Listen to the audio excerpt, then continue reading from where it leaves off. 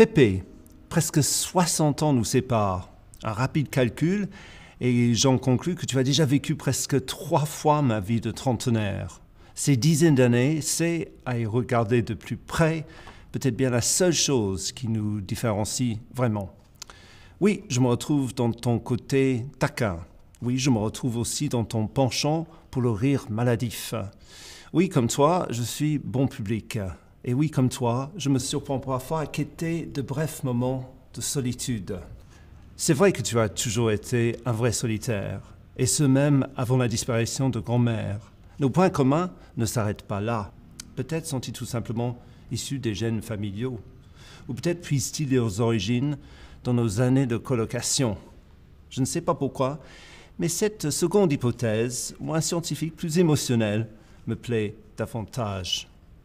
Elle me donne l'occasion de me remémorer quelques moments d'anthologie. Je me laisse alors à espérer naïvement que la maladie, égoïste au possible, t'a, dans un élan de générosité, laissé garder en mémoire ces interminables ateliers puzzles et maquettes auxquels nous nous adonnions.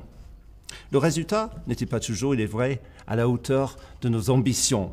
Combien de fois nos réalisations eurent même pour unique destination finale la peu glorieuse poubelle. Combien de fois aussi les maquettes, séduisantes sur le papier, se transformaient entre nos mains en pièces d'art contemporain avec un mélange de forcing et de colle. Et au milieu de ces travaux pratiques, un autre point commun, nos éclats de rire. Ces mêmes éclats de rire qui ponctuaient bien souvent nos discussions politiques.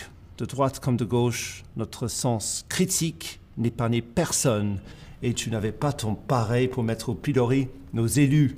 Ces mêmes éclats de rire, sans oublier quelques jurons, catapultés sans retenue depuis le salon familial où nous vivions les matchs de football et autres rencontres de rugby.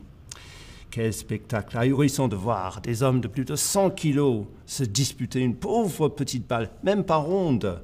C'était en tout cas ton point de vue. Preuve que tu savais briser en fonction de tes envies, en fonction de mes envies, cette solitude pour lui préférer nos instants de complicité.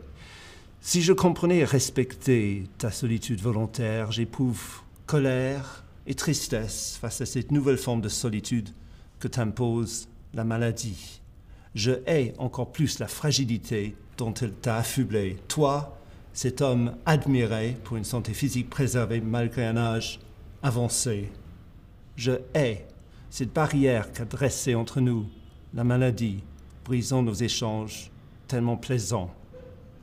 Mais maladie ou pas, Pépé, tu as été, Pépé, tu es, et Pépé, tu resteras.